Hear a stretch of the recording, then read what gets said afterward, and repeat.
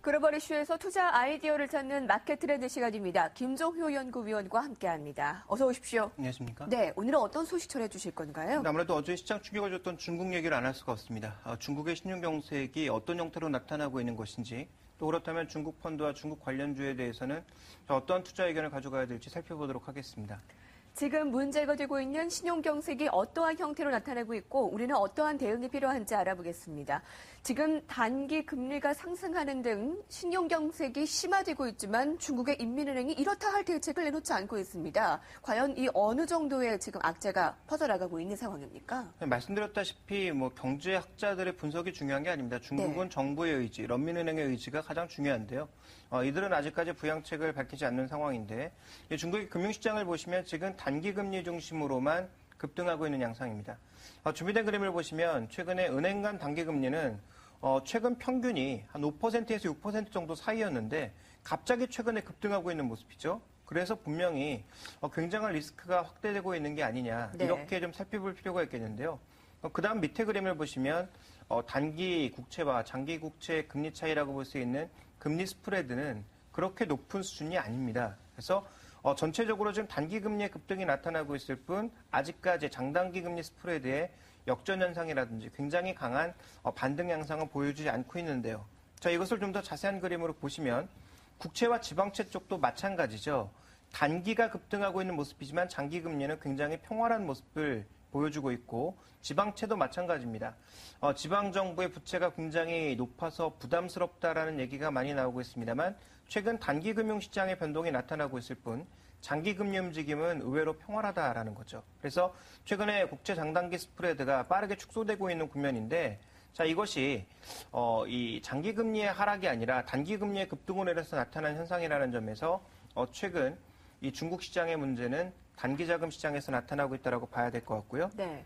전체적으로 지금 중국의 산업별 부채 비율도 보시면 대부분의 업종이 이 기업들의 부채 비율은 적정 수준이거나 오히려 하향되고 있는 모습입니다. 그러니까 대부분의 중국 기업들의 문제가 생겨서 회사채 시장에 문제가 생겼다. 이렇게 보기에는 좀 어려운 국면이라고 이해를 하고 있고요. 그렇다면 결국은 이 요인이라고 봐야 될 것 같은데 지금 이 그림은 뭐냐면 RP 같은 공개시장 조작 정책을 통해서 중국이 지속적으로 단기금리를 조절을 해왔었는데요. 최근엔 조절하지 않으면서 이게 급등하고 있는 거죠. 그래서 결국은 문제가 뭐냐?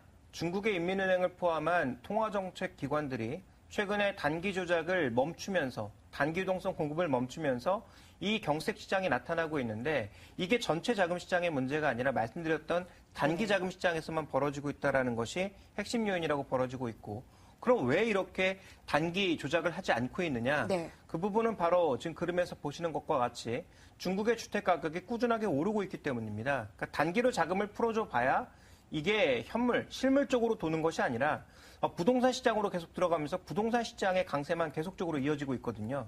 그러니까 이걸 잡아야 되는 중국 정부 입장에서는 지금 단기 자금 공급을 또 하면 부동산 시장으로만 또 들어가지 않을까라는 우려 때문에 현재 구간에서는 단기 자금 공급을 멈춤으로써 신용경색과 같은 양상이 나타나고 있다. 이렇게 이해를 해볼 수 있습니다. 중국 인민은행의 해결책 마련이 쉽지 않겠다라는 말씀이신데요. 이러지도 저러지도 못하는 상황이군요. 일각에서는 중국발 리먼브라더스 사태가 발발되는 것이 아닌가라는 얘기까지 나오는데요. 중국 증시가 너무 충격이 큰 것이 아닙니까? 어제 하루만 봐도라도요. 네, 5% 넘게 빠졌는데요.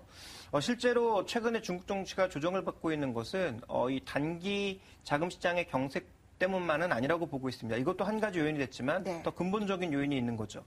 대표적으로 이제 준비된 그림을 보시면 중국의 이제 경제 서베이 지표, 기업들의 경제 서베이 지표가 나오는데 PMI 같은 경우 지금 50선을 하회하면서 HSBC PMI 같은 경우 50선을 이미 하회했고요. 그리고 국가통계국의 PMI도 50 정도의 수준에서 계속 머물고 있는 양상이기 때문에 이게 언제 꺾일지 모른다라는 거죠. 그러니까 이런 부담감이 있고 그 기업들의 이제 시각이 별로 좋지가 않고요. 그 다음 살펴봐야 될 것은 IPO와 관련된 부담감입니다. 그런데 이제 중국의 증시 수익률을 보시면 IPO가 굉장히 많았던 2007년에도 급등하는 모습이었고요. 2010년도에도 급등하는 모습이었죠. 그러니까 IPO가 문제가 아니라 전체적인 경제 상황이 더 문제라고 좀 보여지는데 어쨌든 지금 안 좋은 상황에서 IPO가 7월 이후에 재개된다라는 소식에 부담을 받고 있는 거고요. 그다음 살펴봐야 되는 것은 말씀드렸던 단기자금 시장의 경색과 함께 또 하나 드러나고 있는 것이 최근에 5월 들어서 중국의 신규 계좌, 증권 신규 계좌가 급감하고 있습니다. 자, 이러한 부분들이 현재 중국의 전체적인 주식시장을 좀 어렵게 만드는 그런 요인이라고 판단해 볼 수 있는 상황이고요. 또 중국의 위안화 같은 경우가 달러 대비해서 지속적으로 강세를 보여주고 있어서 이와 관련된 부담이 수출로 나타나고 있는 양상이고, 자, 그 다음 살펴봐야 될 것은 뭐냐면 중국의 보조 지표들인데요. 이 중국의 전력 생산이나 그 외에 이제 수출 출하 같은 것들을 보조 지표로 삼고 있는데, 전체적으로 전력 생산량과 사용량이 춘절 이전 수준을 회복하지 못하고 있습니다. 그래서 원래 춘절 이전에 이것이 빠르게 회복됐어야 되는데 회복되지 않고 있어서 중국의 내수 경기도 둔화되고 있다. 생산업 자체가 둔화되고 있다라고 봐야 될 것 같고, 전체적인 물동량 수준도 최근 들어서는 탄력이 줄어들고 있죠. 즉 수출과 함께 내수가 감소를 보이면서 출하 재고도 둔화되고 있는 양상들. 이런 여러 가지 부담들이 중국 증시를 끌어내리고 있는 상황이기 때문에 단순히 신용경색에 의한 하락 흐름이 아니라 중국 경제의 근간인 제조업의 둔화, 또 유럽 경기의 둔화, 이 글로벌 경기의 둔화 자체가 현재 좀 중국 증시를 좀 어렵게 만드는 중요한 요인으로 다가오고 있다. 이렇게 좀 봐야 될 것 같습니다. 비단 단기 금리가 상승하는 신용경색만의 문제가 아니라는 말씀이시군요. 여러 가지 그 주요 또 원인들을 한 가지씩 살펴봤는데요.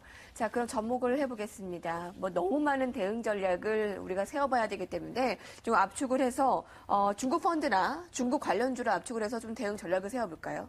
네, 먼저 중국 펀드에 대해서는 제가 연초에 아마 그런 말씀을 드렸을 텐데 2,000선 아래에서는 사야 된다라는 말씀을 드려왔습니다. 최근에도 2,000선 아래까지 갈 것이라고는 생각하지 않았는데요. 2,000선 아래에서는 중국 기업들이 대부분 국영 기업이기 때문에 망할 가능성이 상대적으로 제한적이다라고 판단하고 있고요. 또 이제 국내에서 투자하는 펀드는 대부분 중국 본토에 투자하기보다는 중국 항생 H지수에 투자하는 그런 흐름이기 때문에 이렇게 단기 금리가 급등하게 되면 항생 H의 핵심이라고 볼 수 있는 중국의 4대 은행의 주가 하락이 더 나타날 수 있어서 단기적으로는 위험해 보이지만 최근에 굉장히 싸졌다라는 측면에서 위험을 분산하는 과정에 분할 매수 관점은 2,000선 아래서는 필요하다고 봐야 되겠죠. 그래서 네.